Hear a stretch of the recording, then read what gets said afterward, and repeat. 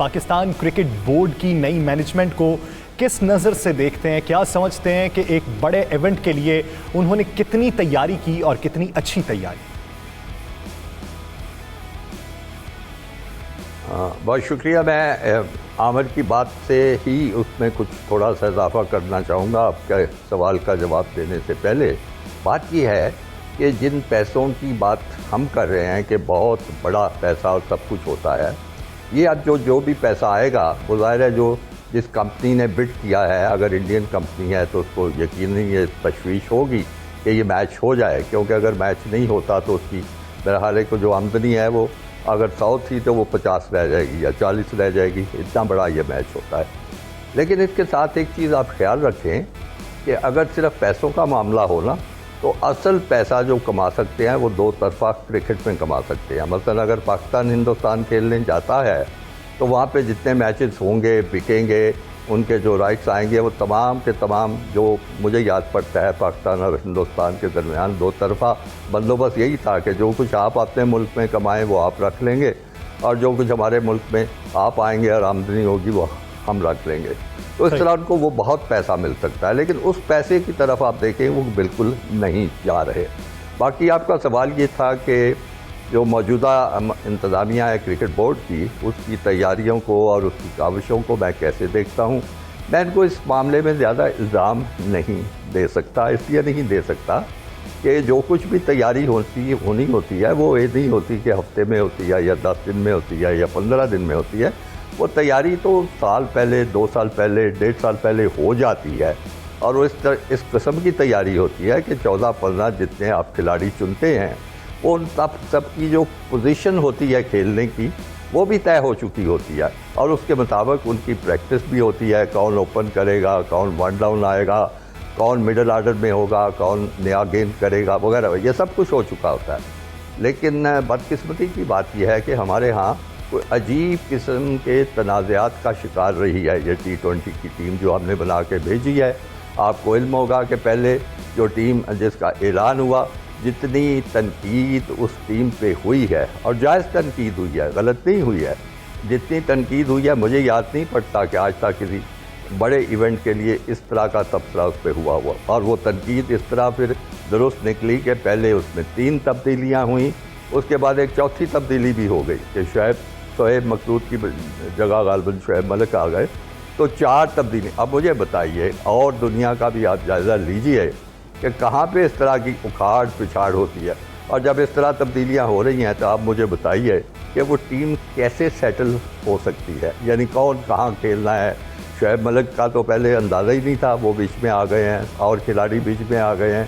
تو اس طرح کی تیاری جو ہے، میرا خیال ہے اس کا زیادہ الزام جو ہے وہ مجموعی طور پر جو انتظام پچھلے 4-5 سال میں ہو رہا ہے اس سارے کو آپ کو الزام دینا پڑے گا. اللہ کرے کہ اس کے نقصانات ہمیں نہ ہو. میری دعا تو یہی ہے، دل بھی یہی چاہتا ہے. میں خالد صاحب واپس آتا ہوں آپ کی جانب. عامر بھائی، آپ خالد صاحب کا اس وقت جو موقف ہے کہ الزام جو ہے وہ مکمل طور پہ ہم ٹیم کو نہیں دے سکتے، نہ مینجمنٹ کو دے سکتے ہیں، کلی طور پہ ہی ہم الزام کے اندر آ رہے ہیں. دیکھیں، انہوں نے بالکل صحیح طرف اشارہ کیا نا کہ آپ کے جو کرکٹ بورڈ کے کام ہیں وہ آگے کی طرف جاتے ہیں. اگر پاکستان کرکٹ بورڈ جو پچھلا تھا، میرا خیال ہے صرف چیئرمین ہی چینج ہوا ہے یا چیف ایگزیکٹو ریزائن کر گیا، باقی تو سارے وہی ہیں. سو بیسکلی آپ کافی عرصہ پہلے سے آپ اپنی تیاری شروع کرتے ہیں. بیسکلی کوئی پلیئر گروم نہیں ہو سکا، اسی لیے آپ کو حفیظ، شعیب ملک اور دوسروں کی طرف جانا پڑا. اس کے بعد لوگ محمد عامر کی بھی بات کر رہے تھے اور وہاب ریاض کی بھی بات کر رہے تھے کہ ان کو آنا چاہیے، کیونکہ آپ کو جو نئے فاسٹ بالر سوائے شاہین شاہ یا حسن علی جو اچھا کر رہے ہیں وہ والا کانفیڈنس نہیں دے رہے. سو خالد صاحب نے بالکل صحیح اشارہ کیا ہے کہ یہ لانگ ٹرم کے ساتھ آپ آگے چلتے ہیں. شارٹ ٹرم کے اوپر تو آپ کبھی بھی جو ہے وہ تکا تو لگ سکتا ہے، لیکن کنسسٹنٹلی آپ اچھا پرفارمنس جو ہے وہ اس کی توقع نہیں رکھ سکتے. صحیح. خالد صاحب، آپ کیا سمجھتے ہیں کہ کوچز کا یہ کہنا تھا کہ ہم یہ وقت جو ہے وہ اپنی فیملیز کے ساتھ گزاریں گے، تو اب جو وقت گزارا جا رہا ہے اور جہاں پہ گزارا جا رہا ہے اسے کس نظر سے دیکھتے ہیں؟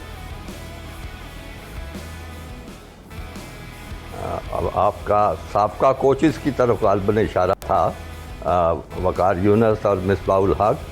تو میں نے تو جب بھی، میں بہت کم ٹیلی ویژن دیکھتا ہوں، جی جب بھی میں ٹیلی ویژن کھولتا ہوں وہ کسی نہ کسی چینل پہ بیٹھ کے گفتگو کر رہے ہیں. میرا خیال ہے ان کے مستقل بھی کوئی کانٹریکٹ چینلز کے ساتھ ہو چکے ہیں, تو لہذا بڑی صاف بات ہے کہ جو وجہ انہوں نے بتائی تھی وہ تو درست نہیں ہے. میرا خیال ہے کہ ان کو ایسا نہیں کرنا چاہیے تھا. ان کو جو بھی خطرہ درپیش ہوتا ان کو ٹیم کے ساتھ کھڑے ہونا چاہیے تھا. اگر بھلے کرکٹ بورڈ سمجھتا کہ جی نہیں ہم تبدیلی کرنا چاہتے ہیں تو وہ ان کی مرضی ہوتی. جس انداز میں وہ رخصت ہوئے ہیں وہ ٹیم کے ساتھ کوئی انہوں نے بھلائی نہیں کی, اس طرح نہیں ہونا چاہیے. اور اس کا مزید نقصان دیکھیں آپ کیا ہوا ہے. مزید نقصان یہ ہوا ہے کہ 13-14 کی ایک فوج ظفر موج نئی تیار ہوئی ہے جو کہ اس ٹیم کے ساتھ گئی ہے. میں نے ایک دفعہ اخبار میں ساری تفصیلات پڑھی تھیں, پہلے 13 نام میں نے گنے تھے, کوئی غیر ملکی بھی تھے, وہ فلینڈر اور جو لوگ ہیں. اب مجھے بتائیے کہ کتنے بھی وہ اچھے لوگ ہوں, ویسے تو میری اطلاع کے مطابق ان کی نہ کوئی کوچنگ کی تربیت ہے نہ ان کا کوئی سابقہ تجربہ ہے. اگر وہ اچھے کھلاڑی یا اچھے بیٹسمین تھے تو ضروری تو نہیں کہ وہ اچھے کوچ بھی ثابت ہو سکتے. ان کو لا کے اور پھر بھاری معاوضے بھی دیے گئے ہوں گے. ایک تو یہ بڑی المیہ ہے کہ اس قسم کی تفصیلات جو ہیں وہ عوام کے سامنے نہیں آتی. بڑے بھاری معاوضے دے کے ان کو ساتھ بھیجا گیا ہوگا اور اللہ کرے وہ کامیاب ہوں, لیکن اگر نہیں ہوتے تو کون ذمہ دار ہے ان ساری حرکتوں کا. صحیح. خالد صاحب آپ کیا سمجھتے ہیں؟ ایک سوال ہے, یہ عام کرکٹ شائق کے ذہن کا سوال ہے کہ بہت سے پاکستانی ایسے ہیں جو باہر کے ملک چلے جاتے ہیں. اگر آج ہم عمان کی اگر بات کریں تو عمان کی ٹیم کے اندر پاکستانی کھیل رہے ہیں, کویت کی ٹیم کے اندر ہیں, اس کے علاوہ آپ انگلینڈ میں بھی دیکھ سکتے ہیں. ابھی ہمارے بیشتر کھلاڑی جو ہیں وہ لیگز کھیلنے باہر چلے جاتے ہیں. تو یہ کتنی الارمنگ سچویشن؟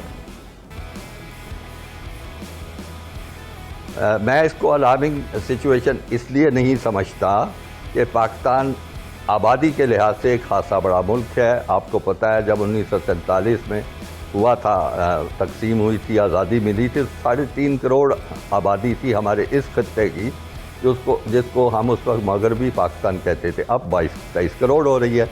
جب اتنی زیادہ آبادی ہوگی تو ظاہر ہے کہ باصلاحیت لوگ ہر شعبے میں نکلیں گے, سامنے آئیں گے.